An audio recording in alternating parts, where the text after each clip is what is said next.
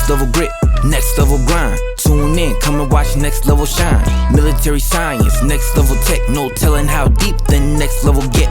Next level grit, it's next level's time. Next level K9s, putting in that grind. Texas finest, blessed by the highest. Like and subscribe, next level going live.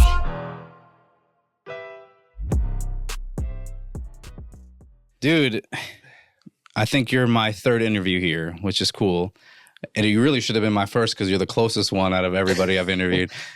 So I interviewed Paul Curtis and Bob Suarez, both from Tennessee, and then two of my friends from South Africa while they were here for hits. I interviewed them here. So thanks for making the time to actually be here with me. I know we talked about it for a while, but absolutely, dude, it's cool to see you in person, where we could just be hanging out and chilling. Although we've done this before, as far as just hanging out in. Absolutely, yeah. We've done some hanging out. Where were we? Alpena, Michigan. Yeah. What was the title of that course that they put on? The Military Working Dog Symposium. Yeah. Yes. It was a really cool event. Yes, it was. It was all of the NATO dogs that had come in, right? Yeah, and NATO dogs. You had some law enforcement there, and then you had obviously the whole the whole dynasty of the military working dog community, the Department of Defense. So yeah, absolutely, a lot of dogs from a lot of places. A lot of dogs from a lot of places. And I know you got a lot of work that week as well, because I know we were just doing detection, and I felt like it was just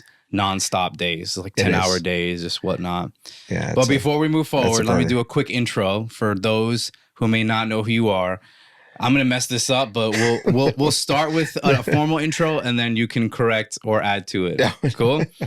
So A-Rod, a former U.S. Special Forces canine trainer, civilian trainer with the 10th Group, and the founder of Oro K9 Services. Right. A lot of experience in deploying military working dogs in high-risk operational environments. A-Rod brings a rare blend of combat-tested realism, behavior science, and precision training methodology to the canine world. During his time with the 10th Group, A-Rod was responsible for developing and refining the canine teams used in direct action missions, detection operations, and force protection, where performance standards are uncompromising and failure is not an option. His background includes selection, development, decoy work, detection, tracking, and operational problem solving under real world stress conditions. Well, you made that sound really beautiful, man. But you capture that moment, and it was probably about, in my entire career of training dogs, it was probably like 5 minutes of it.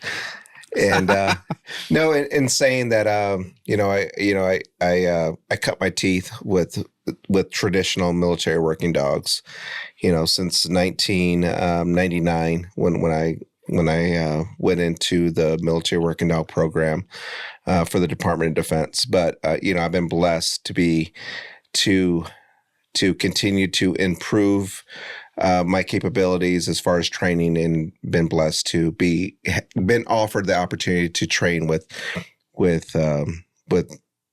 teams that have been doing that type of work with special operations community. So no, I really do appreciate that intro. Sure. I know there's probably a lot more that I missed, but it gives our audience a little bit about who you are. And we mentioned 10th Group. Can you explain what 10th Group specifically is, and maybe how it's different from other special forces or other groups out there? Absolutely. So 10 Special Forces Group is a aspect of the first Special Forces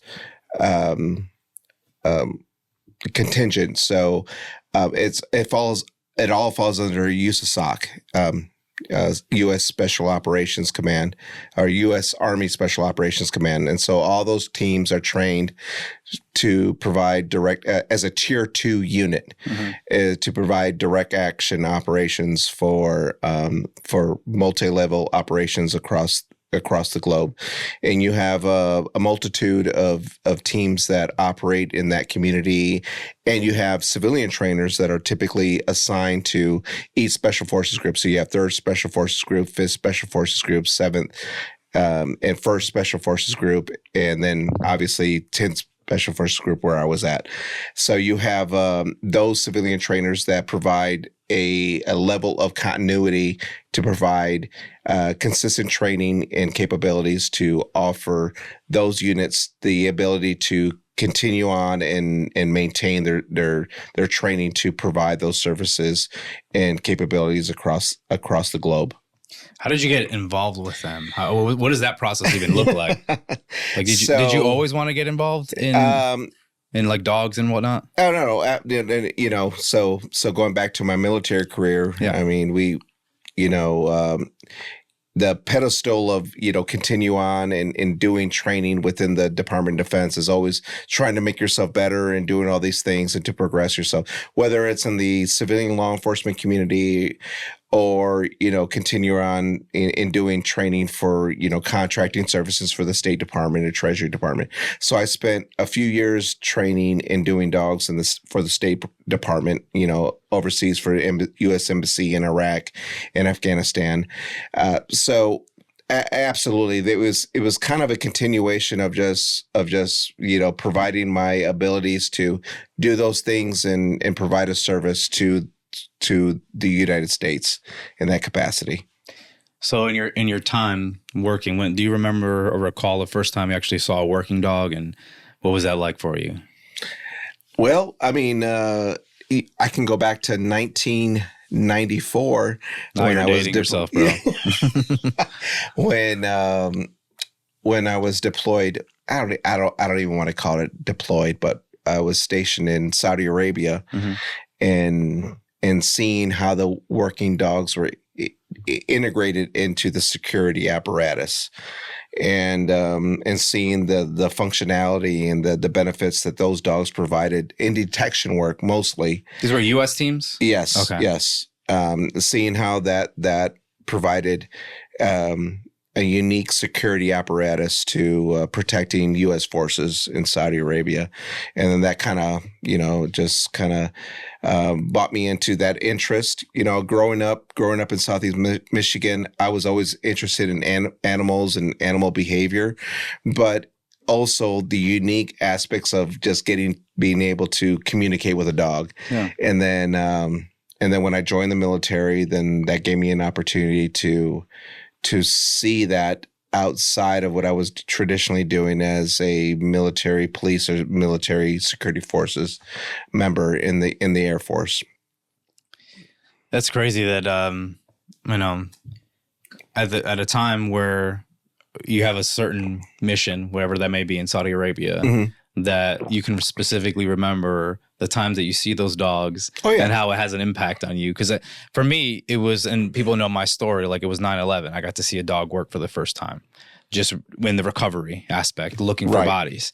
And so I didn't have any military experience, but it's like a movie that plays in my head. Like the first time I saw a working dog, it was so impactful.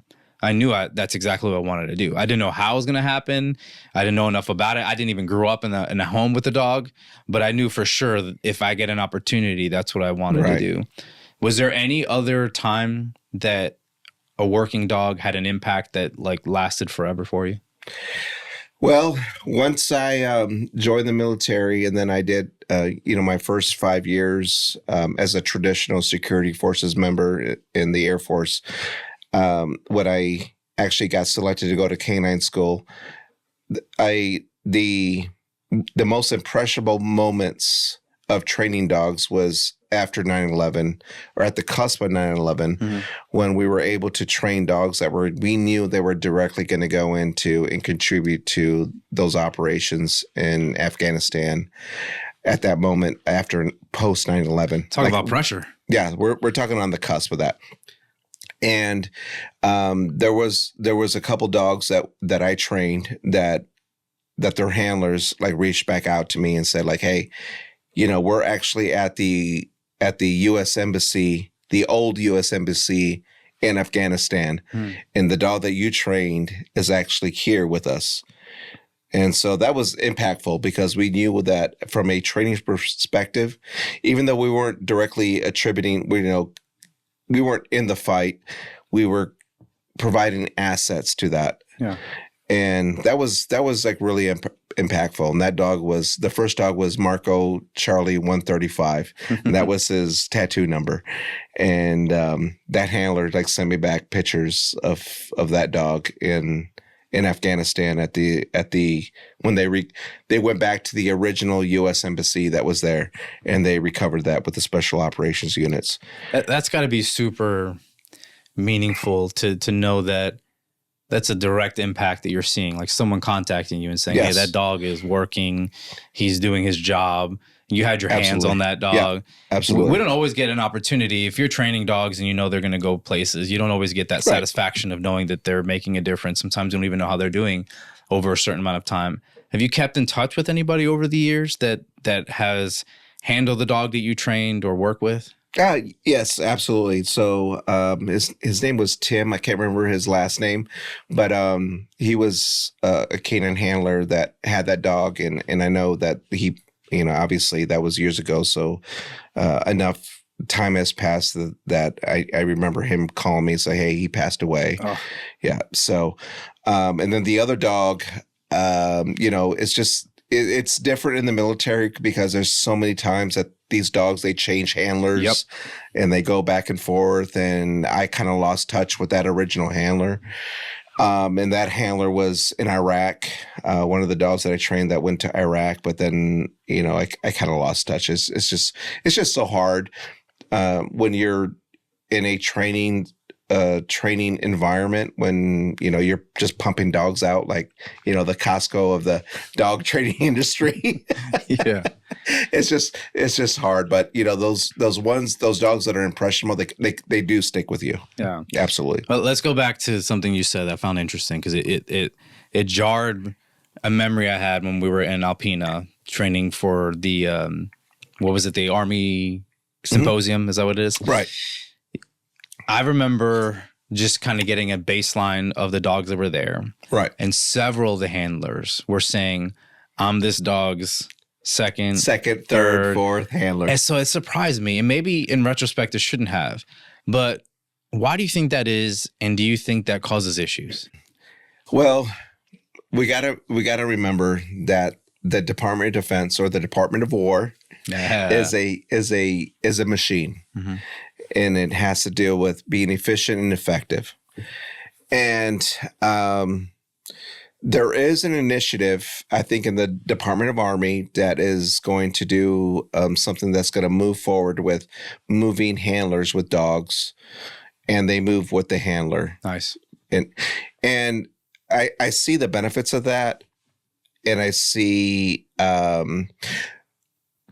me backtrack a little bit. So I train a lot of law enforcement agencies, and sometimes the consequences of going into a situation where you're training handlers that have only been on one dog or two dogs.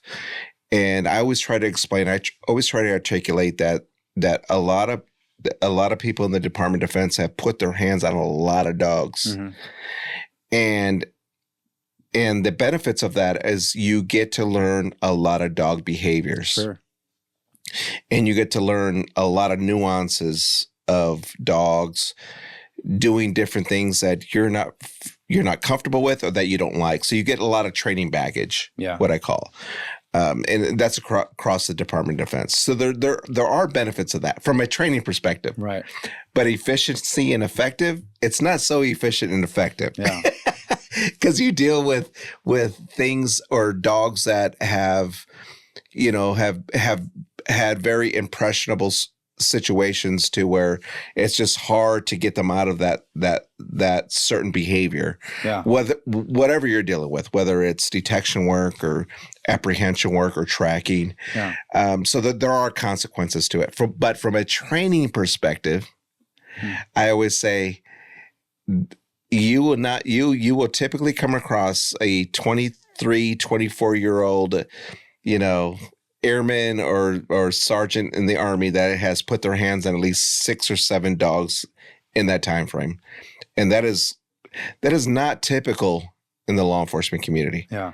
And it's not. And it's not, there's benefits and consequences to it. Yeah. And we're dealing with different disciplines or operational contexts. But you would, if we could grow those handlers and make it more mature to understand, and and then also demonstrate that yes, there are consequences to those things and there are benefits to them, but at the end of the day, it's all a learning process. Sure. It's interesting you say that, because I never looked at it as there's potential benefit to it. Like, it's easy to identify the consequences. Oh yeah, That's easy, especially on the law enforcement side. Yes. Where that's pretty rare. It happens, but it's pretty rare. And usually when you see it, there's issues assigned to it because there's no continuity between the handler and the dog. The dog is maybe up here and the handler's down here trying to get his kind of his feet wet, because usually it's a first-time handler. But now I think about it, having a dog being able to work with several handlers probably makes him a little bit more independent. Probably can do things that maybe a dog that's really dependent on one handler can't do. And we not too long ago, we did a class in Wisconsin. At the same time you were doing AT-K9, we were at a conference called WLECA, the Wisconsin, I always mess this up, Wisconsin Law Enforcement Canine Handler Association. Horrible name, great organization. So shout out to those guys. And as a special guest, I had brought Will Chesney with me to help me teach some of the class.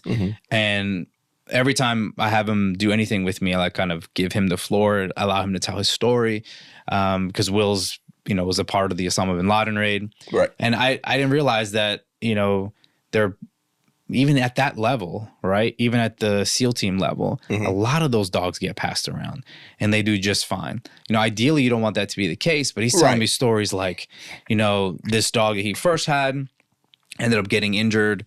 It might have been killed. It's unfortunate. Before he got Cairo. But that dog was kind of a mean dude, but he could work. Right. So it's interesting to know that, the expectation at the highest level is that dog is able to perform no matter what, no matter who's handling it. Right. And that goes down into, at that level, at a tier 2 unit or a tier 1 unit, it comes down to selecting the right dog. You want the dog to be social enough that long go the days of dogs that that they're just man eaters, and exactly that's it's not a thing in the soft community is because they do so many different, especially in the special forces community, where it's a lot of integration of counterinsurgency operations and doing things that are, they don't always have to be direct action. Yeah. You don't need a dog to go in there and just crush everything. A lot of it is stability operations or whatever the case may be, so that they could be clearing routes or doing things that are not specifically for targeting purposes. But at the end of the day, getting dogs that have the ability to be social enough to where you can, looking back at the integration of what what SWAT units use, and as far as integrating dogs into SWAT operations, is getting dogs around, assaulters and lethal cover, and getting dogs very comfortable in those environments. Yeah. And not every patrolman or guy on the road is going to be sending his dog into all that stuff. Yep. But getting them comfortable around being like, okay, this guy looks like this guy standing next to me, looks just like my handler. I'm not going to nuke him. Yeah. I'm not going to do anything, stupid. That's really important. And it goes across, and it demonstrates the ability for these dogs to go out there and learn things and be conditioned to be able to deconflict, Sure, for lack of a better term, to assess the situation and not just look at everybody standing around them like a target. Right, yeah. Like critically thinking dogs are we've always said, like, that is our goal, is to have a critically thinking dog. It's okay for a dog to react to things within a scope of work. Yeah. But if it's reacting to absolutely everything, that's not really critically thinking. No. It's just a reflex as opposed to actually understanding certain things. Absolutely. So Will tells a story where they're clearing a home and they know the guy's in there, but there's other people in there. And his dog has his first encounter with a baby. And he's like, uh-oh. Like, what is the dog going to do here? He's clearly been given the mission. As soon as you find somebody, nuke that person. Yeah. And Canine Cairo doesn't. Yeah. So that's critical thinking. There you go. So when you're selecting dogs for that type of operation, what are the things that you're looking like? How do you test a dog's ability to critically think? Is it something that they show early on, or is it something that you can kind of pour into them? What's your thoughts? No. So I would say that what Will went through is a very unique situation, and it turns into a different, like a drive or a different perspective on. I can't really just roll the tape back into Monday quarterback it, but what I have done is establish a selection process for dogs, but that's a very unique situation for sure. But what I've done in the past is established a selection process to where dogs have to demonstrate the sociability, so enough to where I can hand the leash off to somebody else, and that dog can go off and just not, demonstrate any sort of, auspicious behavior or a behavior that's just like completely just bonkers. So the catalog of looking at what a dog can do in everything from hunt drive to ability to withstand pressure with civil work to environmental. And you and I have had this conversation before about environmental exposure for dogs. Yeah. I would say that what is really the primary function or selection criteria that I look at is environmentally. And when we start talking about gunfire exposure, I do that at the intro, and I do it in a way. I've changed learning and being educated in the last few years. I've kind of changed how I've done that in recent years, but I've really just dialed down into looking at a dog's behavior and looking at it if it's the ability to withstand pressure, 1, environmental exposure, 2, and then gunfire, absolutely. So the example of Will, that's really something you really can't train or test for, man. Right. You only have so much time to look at dogs. Yeah. If I had the opportunity to look at dogs and test dogs, I would say, like, let me look at them for a week. Unfortunately, because that costs money, agencies don't want to do that. You don't have that convenience. Yeah. So you're taking moments in time and looking and trying to dissect and like really dial down on what the dog is showing you. And everything from hunt drive, from detection work, are they going to be able to track all those nuances? You're really just trying to capture that in a very small fragment of time. Yeah. That's a hard thing to do because there's a lot of pressure behind you. You want to get it right, obviously. Oh, absolutely. Because if you get it wrong, the consequences can be dire. I've gotten it wrong before, and I'll be the first to admit it, man. I've made mistakes, but I've been able to kind of just formulate, a system to where I can select dogs for tier 2 units, tier 1 units, and all the way down to like, hey, I just want a dog for interdiction. Yeah. And it's a formula that's worked for me. But again, I'm coming into it. I'm making mistakes, of course, and then figuring out what works. And again, at the end of the day, the client or the customer, they're the ones that's their dog. Yeah. So you want to make sure that you're really just dialing down on what they need and what not necessarily like I could have my own opinions about a dog, but at the end of the day, I'm like, am I going to what is this dog's operational application? Right. I'm not going to select a SWAT dog for if a dog's just going to be a single purpose. Yeah, that makes a lot of sense, right? Yeah. Like what's the objective of that dog's mission, yes, right? How is it going to be applied? Yes. And does it make sense? So you mentioned, there's a difference between, maybe an interdiction dog, tier 2 dogs, and tier 1 dog. Right. Walk me through the process. What does that look like to you? What does that mean to you? What's the difference between the three? So some tier 1 dogs, and I'm talking about, dogs that are just direct targeting dogs. They get off and they go and they do their business. So they may not even need an out. Oh, wow. Okay. Yeah. Yeah. And so some, tier 2 dogs would be, a little bit more fluid. Obviously we're talking about SF groups, rangers. Some of them, some ranger units, they don't even care about an out, but they still have to have enough sociability to go in and do a job.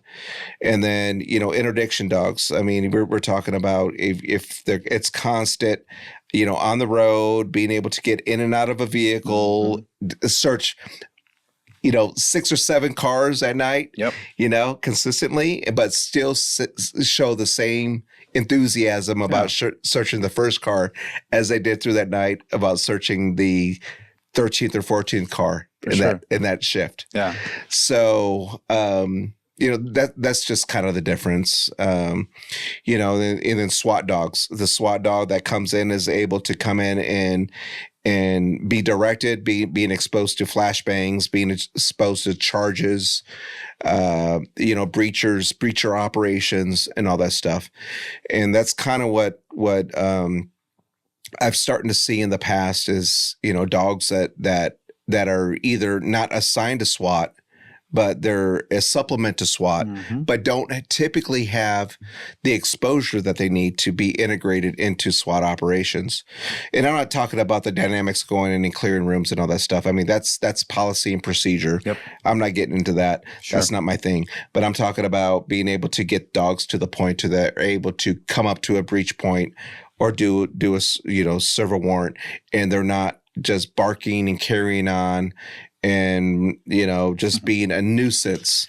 And yeah, I'm glad you brought that up. That's important. Yes. And then also being exposed to flashbangs and breaches and gunfire to where they're neutral enough or they've been inoculated enough to be able to be, they're stable enough to be in those environments. And that takes a lot of work. It really does. Let me ask you, if you could play dog god for 1 second and create your own dog, first off, what does it look like? What breed of dog is it? And give me all the characteristics. Like if you could be like, again, just making your own dog, what does that look like to you? A personal pet or like a traditional, like a working dog? Working dog. Let's say at the pinnacle of your career, if you could work a dog, let's say it'd be a Malinois. It'd be a Malinois. Okay, yes. So give me all the characteristics. What is it that you want from that dog? Stability, confidence, and then a personality. Yeah, because personality takes you a long way. Sure. Yeah. Sure. Stability, confidence, and a personality. And that absolutely. When you talk about stability, you're talking about the inoculation to all kinds of stresses, including gunfire. I want a dog that just sits there, and I can just plug holes in a target and is just chill. Yeah, yeah, and it doesn't happen overnight, man. It really doesn't. I've been working with our intern, Alyssa. She's going to probably be listening to this right now. Alyssa, shout out to Alyssa. Shout out to Alyssa and Recon. Yeah. And this is the first opportunity I have in a long time to just like bring a dog up into gunfire inoculation, like from a pup, from an adolescent dog. Oh, nice. Yeah. To all the way up to what that would look like.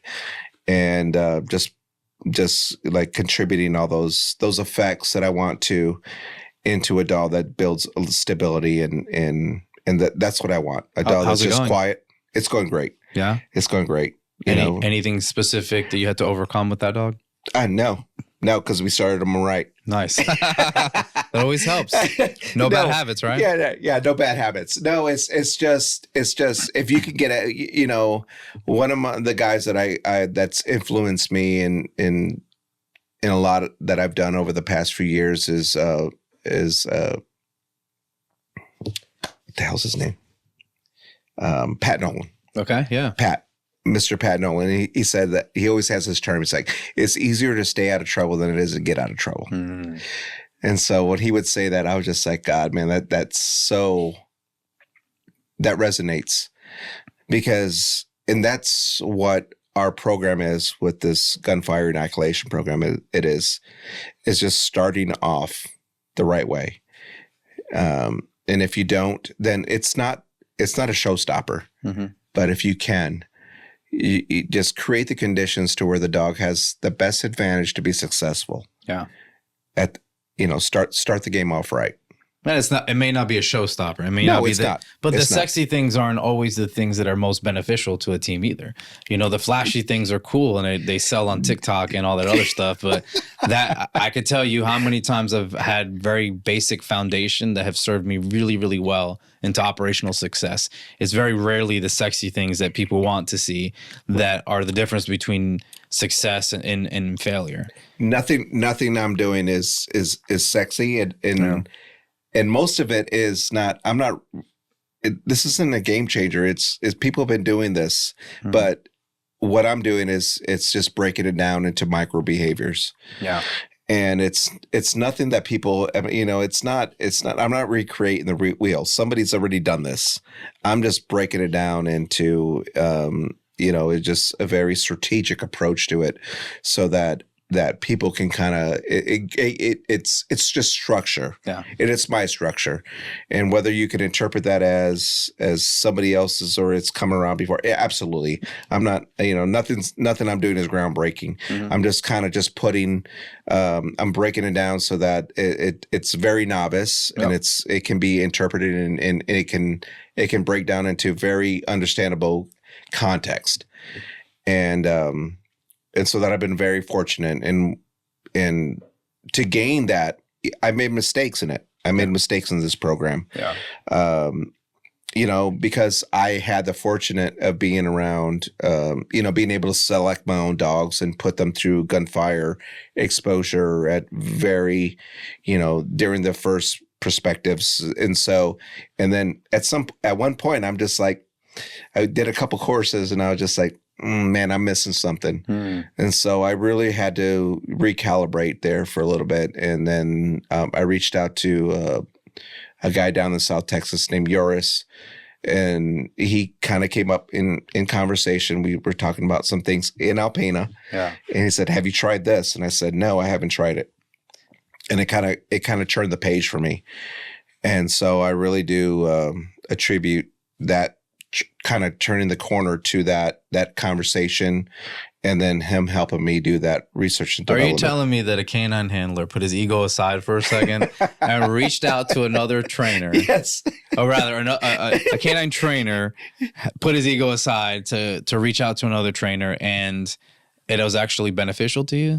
Oh yeah, absolutely. I don't want to say that it like hurt me a little bit in my heart. Yeah, But I really wanted to because I knew I wasn't doing something right.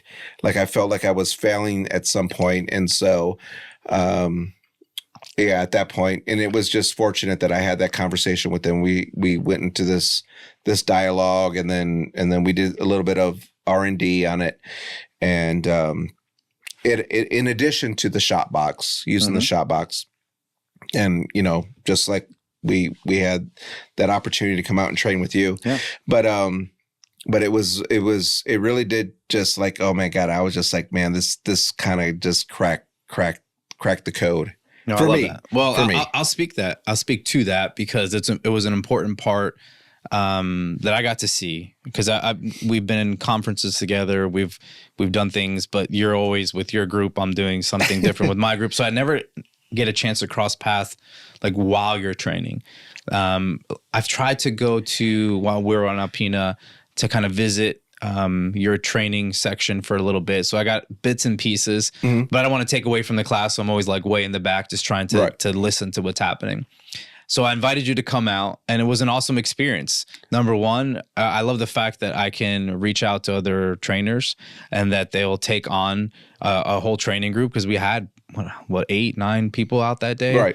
Right. And it was systematic. I love the way you broke it down to very essential things. Like, can I put this dog's head in this box and throw some kibble down there and just knock on the box for a second to see if he's going to stay there and be neutral? And then from there, having the shot box from a distance and doing that, and then having the dogs kind of get closer to the gunfire process, suppress weapons first, and then full on regular weapons. Like, I really love that systematic approach because in my mind, it is the most efficient way to do it because you're not skipping any steps. Often we want to get to, the sexy stuff without the foundation. And that's what I think you're doing with the system that you've developed. And I've stolen your system. Yeah. I've taken it to South Africa and really helped put my own little twist on it because of, just the equipment that they have might be a little bit different. So as like always, it don't matter. You could use a food dish. Exactly. Yeah. So, but walk us through that process. Give us a visualization of what that looks like, because you'll probably articulate better than I can. As far as the neutralization process with gunfire and everything. So again, the program that I designed, actually it comes from probably about 15 years of just researching and just working with a variety of different units. The issue that I've always encountered is that there's always a misstep somewhere in there. Like there's a difference between getting dogs on the range and just blasting off some rounds and just putting a dog way in the back, because the dog just identifies it as a audible, stimulation and auditory stimulation. But what changed, again, going back to the not just the shot box, but the dopamine box, is putting a dog in a box and being able to just it just turns into white noise. Yep. And then I always get this question, like, well, how do I get his head out of the box and then just move on from there? And it delves into the complexity of just using micro behaviors and using engagement and to get the dog focused on food. Yep. And there's definitely other people that are in the industry that have been doing this and just putting kibble on the ground or putting kibble in a food dish or whatever the case would be. But there is these moments that you have to capture of getting the dog focused from being in the box to focusing in your hand. Yep. So targeting the hand. So we start talking about engagement, getting the dog to engage in your hand, and then putting the pedestal in the box to where it's the dog identifies the box as a target, but it's, he elevates himself in there. And so you're just feeding the dog in your hand, and then you're doing presentations. Yep. It's all about showing those dogs the pictures, and that is not, we're not assigning value to that. Yep. In the Department of Defense, the biggest issue that they've always had over the course of, 40, 50 years is every time the shot goes off or there's some sort of audible report or, just a noise, is they reach down back to the handler's course. They praise the dog. So they assign value to that auditory instead of just making them neutral to it. It's got to be completely neutral. It should be complete white noise. Well, also this, A-Rod, one of the issues, and I won't say it by name because it's not necessary, but there are certifying organizations that part of the certification. I already know where you're going with this. You already know where I'm going. I already know where you're going with this. So for our audience that may not know, there are certain organizations that, as part of the process, certification process, the dog has to engage the person that's shooting. A decoy. Yeah. So what ends up happening is you're now assigning a great amount of value. Absolutely. To that. So on the application side, we're like, hey, I want my dog to be neutral. The actual test should be how neutral he can be, not how forward aggressive he can be in that situation, because gunfights are not necessarily dog fights, especially if I can prevent it. Right. So what are your feelings? So I obviously kind of have an idea. I had I'm not going to name the agency, but I went and did a course out in for Dyess Air Force Base, which is in Abilene, Texas. And there were 3 handlers there that certify under specific organizations, and they struggled the most to the course. Yeah, and and this is actually before I started doing dopamine box work, and again, I get it. It happens, and And those guys were super professional. They were just like, Nice. I know what's causing this. Yep. And I was just like, absolutely. That's what's causing it. It's you're creating the condition that the dog gets stimulated by a gunfire and is reactive. Yep. And postures itself and needs to gratify itself. So there's no neutrality to it. And so I get it that those are certification standards that I don't even know if they've even actually changed them, but I don't know. Well, I can tell you they're so most people know that the organization that I certify dogs through and represent is the American Working Dog Association. Okay. And prior to coming on, I had looked at basically their bylaws and how they did everything. And it's written in a way where the dog is going to be neutral. It has nothing to do with the audible sound having that dog move forward in any kind of aggressive motion. Right. If you want to make sure that the dog is going to, and I think this is where the mistake is made, that the dog is not going to come off of a bite because of that. Exactly. That's a different problem. That's a different context. Exactly. And so I think they're conflating the two, and they're thinking the dog is going to be fearful if we don't do it this way. I'm like, no. Separate those two things. Yes. And you can separate those two things. So so we looked at it. We made little tweaks to it, but now we have certifying officials from those organizations that are not going to be named coming to us and say, can we certify with you guys? Because that's such a hot topic, and they recognize it's such a problem. Like, we're causing problems for dogs on the street, and I don't want to do that. I'm supposed to be certifying dogs to make sure that they're ready for that. Reliable. Exactly, and instead, the certification itself is lending itself creating liability. Exactly. So you can see where it's a problem, and so I would invite anybody who's in that scenario, contact us. We'll be happy to have you certify dogs where you're not creating that conflict, because it's really important. Yes, absolutely. Is there anything else that are similar that you see people train that they have a misunderstanding of what they're teaching the dog and it's actually counterproductive? Because one of the things I've seen on my end is like asking a dog to out and choking it at the same time. So like you are choking the dog and you're telling it to out. You're asking to do two separate things. Exactly. And the dog is probably more than likely the dog was conditioned to drive into the bite. Exactly. When you create that pressure. And they hear the audible, hey, that out command turns into bite harder, hold longer. Yes. And guys don't understand the difference. They'll say out and start to hard out their dog at the same time. So explain to us why that's not a good thing. I think you started to. It's because most of the dogs that we're getting is if they were bred and they were conditioned properly and they were developed properly, the pressure is drive harder in. Drive harder in, especially on a flat collar. That's what most people that are raising dogs to perform out on the street, whether it's breeders from overseas or the case may be, that is a telltale sign that the dog is going to be driven into driving deeper into the bite. Sure. So all you're doing is creating a conflict of you're creating a conflict in the communication to the dog. You're pressuring it to do one thing and asking it to do another, and they can't coexist. Yeah. Thank you for making that clear, because it's so funny, because I it's the one thing I see pretty often.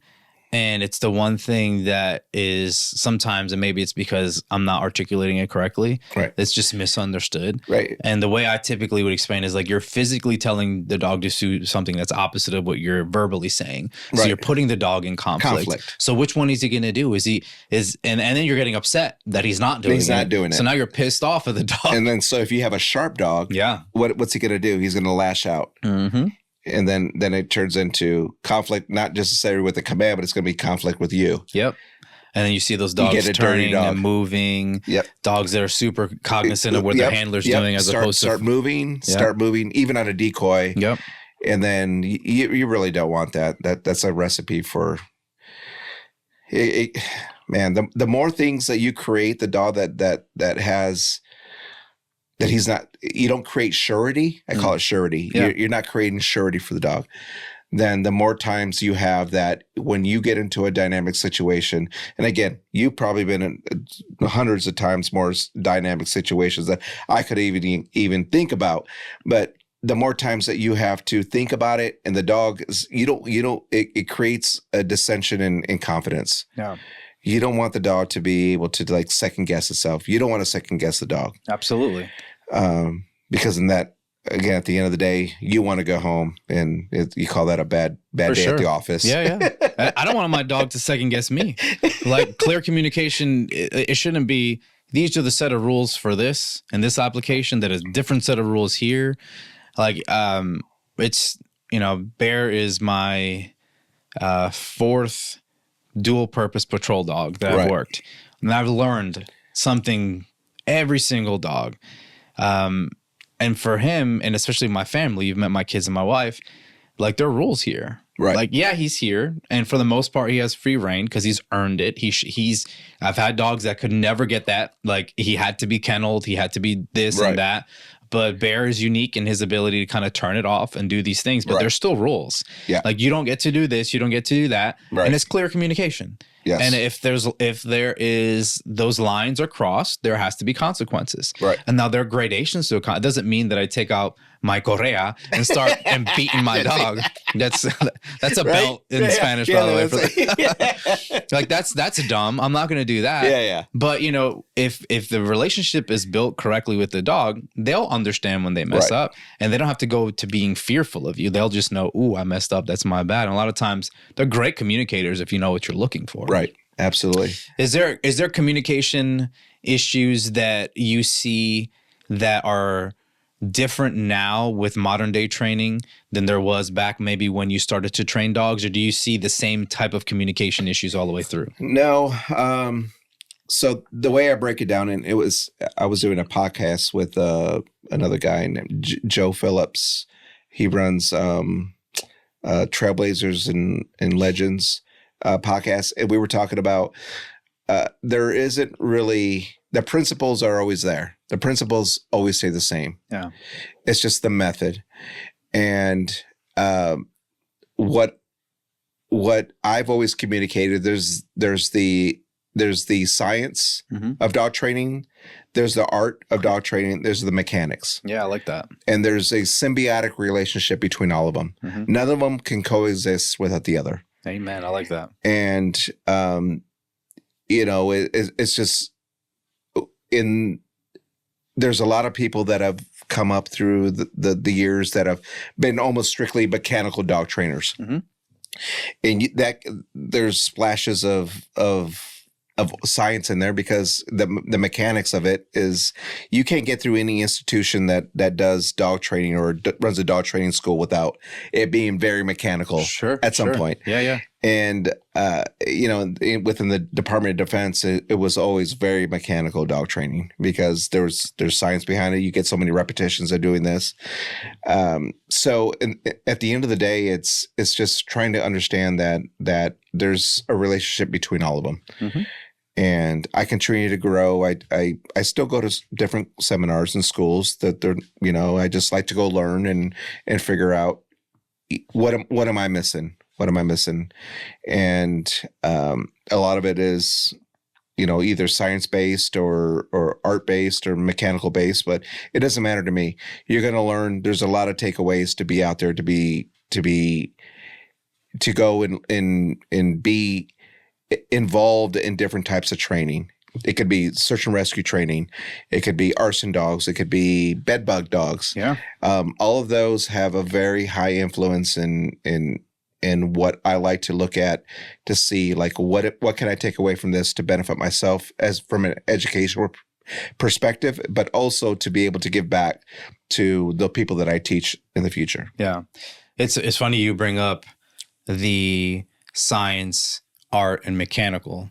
I never thought about the mechanical that way. The science and art, I think I've heard Michael Nesbeth mention that originally. That's the first time I heard it. And I could not agree more. But the mechanical, now that I think about it, could not agree more with that, because I've seen it. I've seen it in a lot of sport dogs where the mechanics is, here's a series of exercises that you must do. Here's the anticipation is that when I get on the field and there's a blind there and there's a person here and my handler's here, this is exactly what I have to do. Yes. And it's super mechanical. And it's to the foot.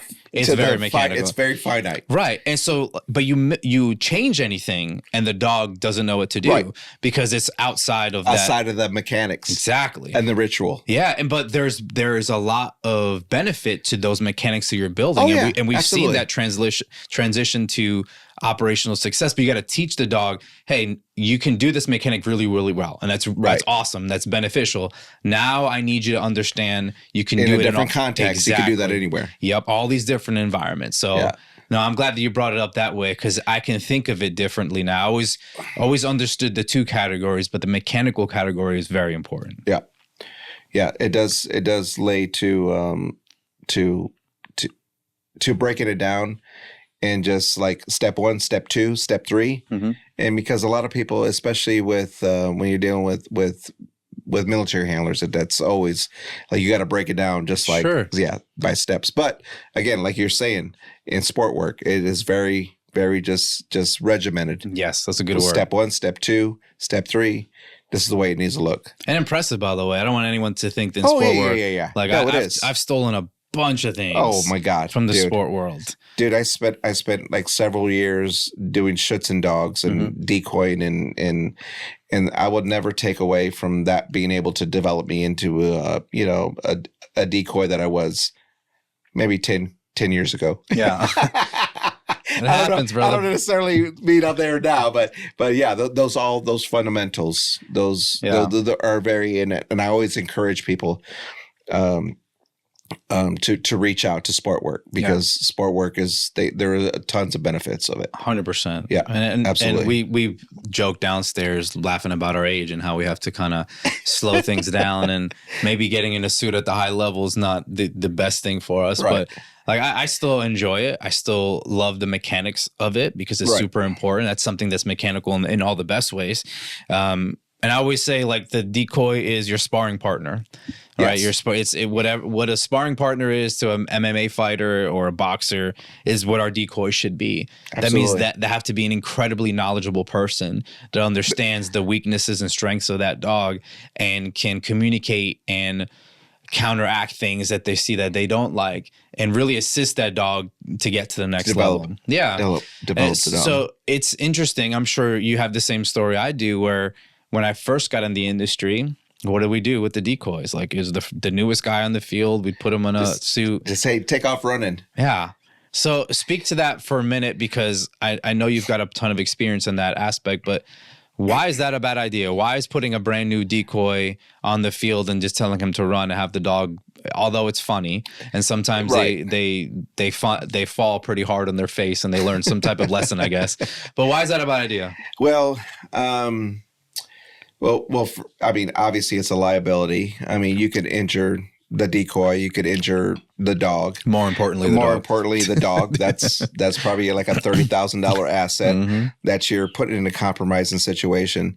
The other thing is that there's start a decoy outright. Build them up because they end up turning into your greatest asset. Amen. And one of the across the industry is and it happens to this day. I'm sure it does, but man, treat your decoy right. Mm-hmm. Take care of your decoy. Absolutely. You really do have to, and I still see it of law enforcement guys or military guys that don't want to get in the suit. The decoys get beat up, but at the end of the day, that decoy is the one building your dog. Yep. And because I've been there, I have the scars. Oh yeah. Tons of us do. I think even to this day that decoys they don't get in training groups and all that stuff.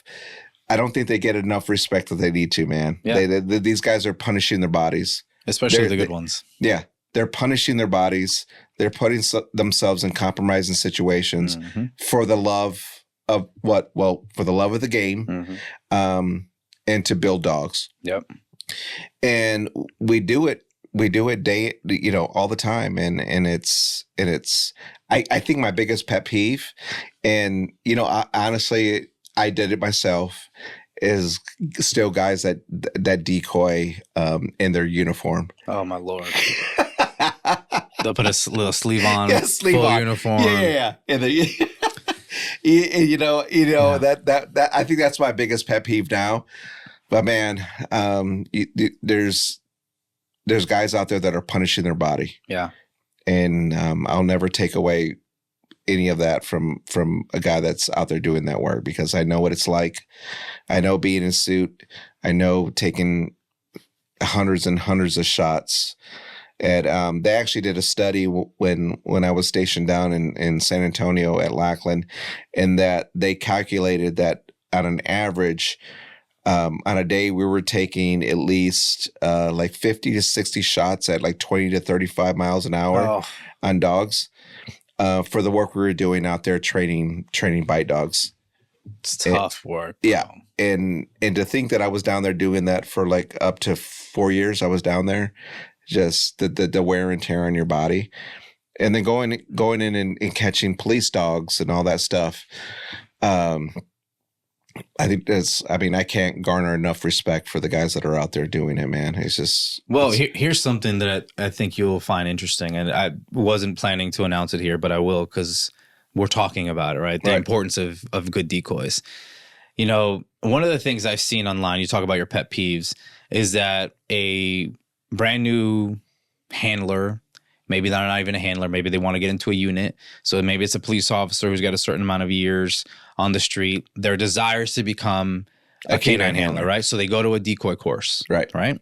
And they go to a 2 or 3 day course, and they'll get a certificate that said that they attended that course. And now they believe they're a professional decoy. And I've seen some of them like act as though now they can put on classes and charge for that work. And I laugh. I love the enthusiasm. The enthusiasm. Like, good, we need good decoys. But that does not mean that you're a professional decoy. That is that for me, it's spit in the face for all the guys who are doing it at the highest levels. Right. The Carlos Ramirez, Nesbeth, all those guys with Jim O'Brien that are doing it at the highest levels, that are just punishing their body to better our industry. Like, those guys have put in the time in. They've put, again, the science, the artistry, or the art in it, and all the mechanics. They're doing all of those everything. 3 things they're putting in there, and I think that's a good way to look at that. Since there's a void there, I told you that I'm part of the American Working Dog Association. Mm-hmm. We're creating now a program. It's either going to be a week long or 2 weeks long. We're not really sure yet. In which, designed by one of those guys that I mentioned. Mm-hmm. You can go through a whole course. It's not meant for Decoy 101. This is guys who already have the basics down and really want to be a professional decoy, where they're going to actually get certified by these third-party organization that says this is a certified decoy, and they have to come back annually, just like every canine handler does when they want to cert for narcotics or patrol or tracking, whatever. I think there's a need for that. And so we're trying to fill that need by saying, no, here is a certified decoy through the American Working Dog Association. Here are all of the things they have to do during that week, including a written test, the physical ground fighting, stand up, being able to communicate with the trainer on the field to say what the dog is doing, and knowing that this dog that's about to bite you has this deficiency. What are you going to do to help this dog? Problem solving. We want to really have decoys and to train these decoys up, where there's a bunch of them now. With this certification, you know what you're going to get. They're going to be safe. What are your thoughts? No, I agree with that 100%. So I actually tried to do a military and police canine certification course, and the problem is that people, when they find out when it's some sort of physical, this is not, you're not going to get a certification if you're not going to put in the work. Right. And no participation ribbons. Yes. Participation ribbons. Yeah, sorry. Exactly. Yeah. Exactly.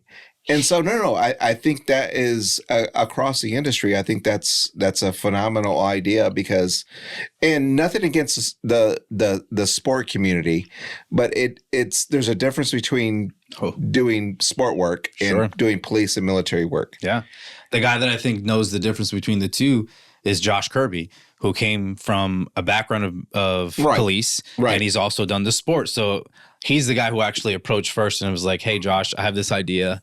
I really want you to formulate what that looks like on paper.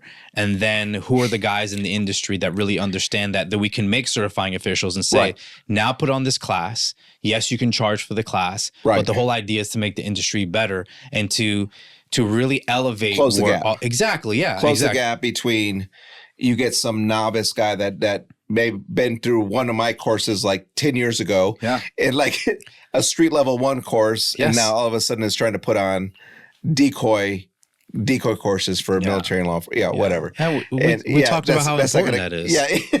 Like, come on, man. That's too much of an important job to our industry to get wrong for all the reasons you already mentioned, right? The liability. Yes. I mean, absolutely. You put a number like it's a $30,000 dog. I mean, now they're more expensive than ever. And by the time you put all the training and experience and hours and hours and hours, yeah, it's easy to get to the $50,000 mark easily as an asset to your department or whatnot. I mean, it's just so valuable.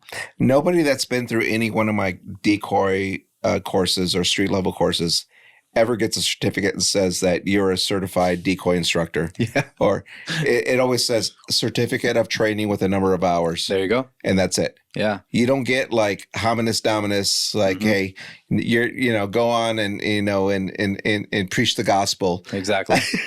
Yeah. and go train. No, there's never been a moment that I've been presented with anybody that's been able to.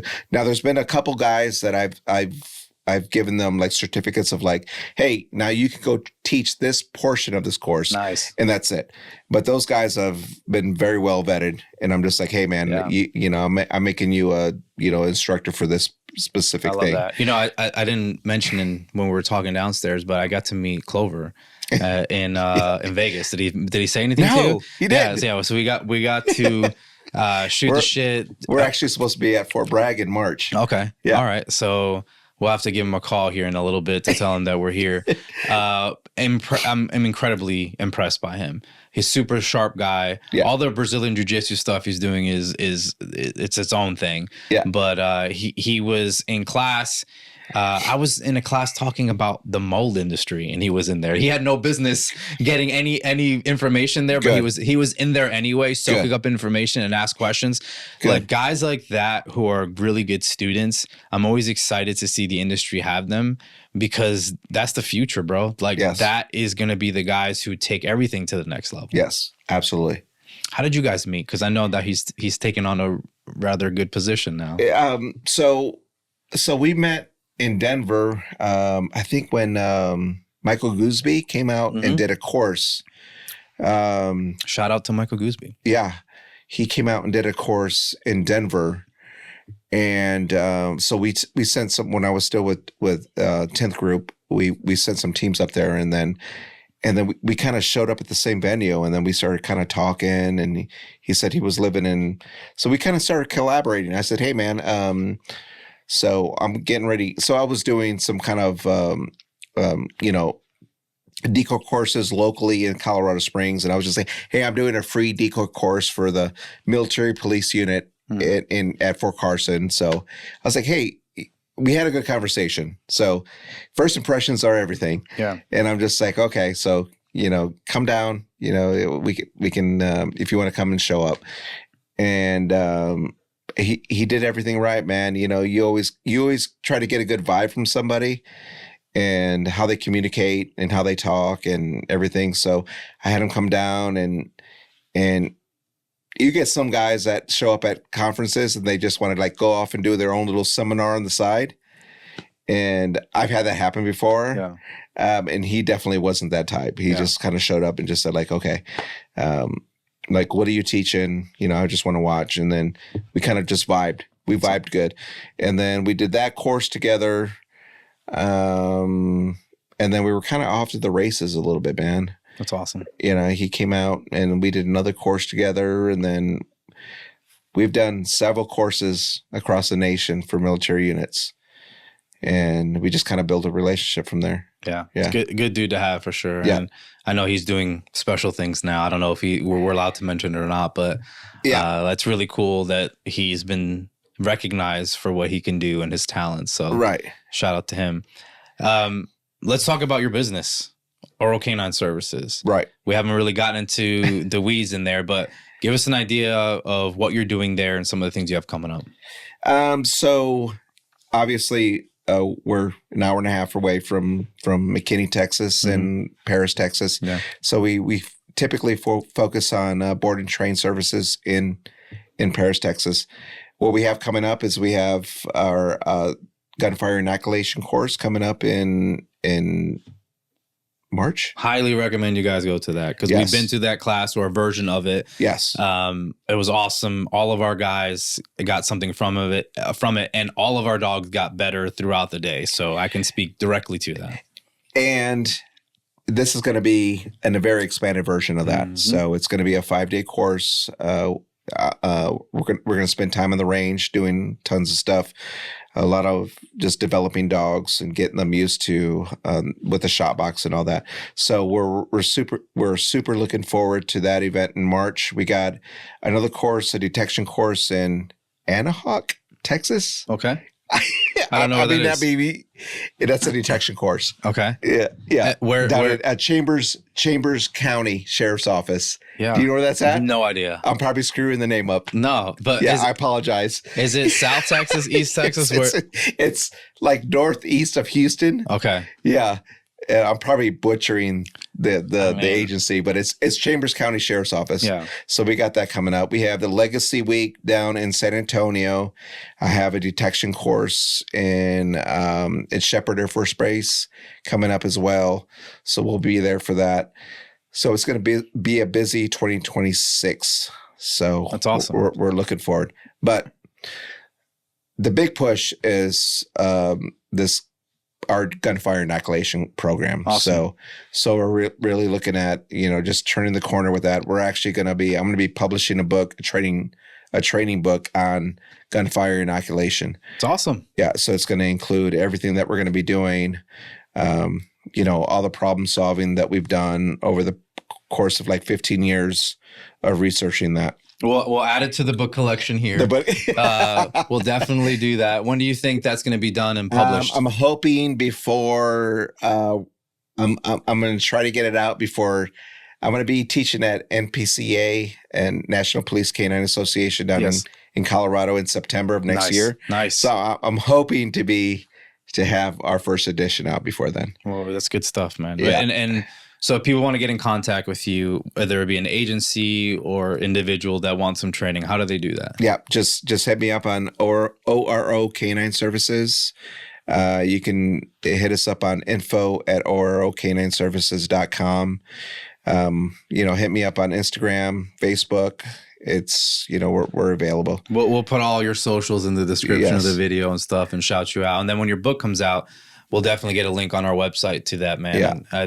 It goes to, it's interesting point that I'd like to make before we wrap it up is I mentioned to you downstairs that 2026 for me, I want to make sure I'm collabing with more people. That it took me a while early in my career to figure out like what kind of trainer I wanted to be, what kind of handler do I want to be. There's so much information, it could be overwhelming sometimes. Yeah, we talked about that. Yeah. So it's a real thing. Like analysis by paralysis, or paralysis by analysis, rather. Yeah, it's somebody else said something the other day, and I was just like, option paralysis. Yeah, yeah, it's too much going on, right? So there's so many options. Like what I needed to do is kind of shut everything out. Yes, and just focus. Figure out. Yeah. Yep. Put my head Your to lane. the ground, stay in my lane, really understand what is going to make me successful, how I'm helping other teams, getting as many hands on dogs as possible, and to kind of figure things out. Now I feel like I'm finally at a point where like I can speak to those things and I'm confident that I can add something to the industry, but I want to focus on collaborations this year. So like I'm super excited to be able to work with you again, and I'm sure we can make time this next coming year. But I also I'm passionate about supporting guys who are doing it. And while I had my head to the ground in the lab, if you will, like I couldn't do both. But like this year, I can't wait to support people putting good work in. And I think this is something our industry should really adopt, is backing each other up. There's so much opportunity out there. It's not all about the business, although, yes, we have to keep the lights on. Right. But we do better together than separate. Always. I really feel that way. You know, man. And so in my biggest downs in my life, you know, just dealing with, you know, just depression and all that, I've always found that my biggest ups have always been helping somebody else out. Oh, yeah. And that's kind of the mantra that my wife and I've had. It's just like, you know, everything's peaks and valleys. You know, the good Lord puts you in situations so where you can bless somebody else. Mm-hmm. And I've just been fortunate enough to, again, you know, you get into those lulls. And I'm just like, okay, there's always something you always can do for somebody else. And I've always been very blessed to have a community, or, you know, just a group of people, or just, you know, being able to have a network of, like, you know, reach out and just do something for somebody else. Yeah. So well, sorry it's taking this long to get this together, but you're one of the good ones, man. You've always picked up my phone calls. You've always answered. You've always been willing to help.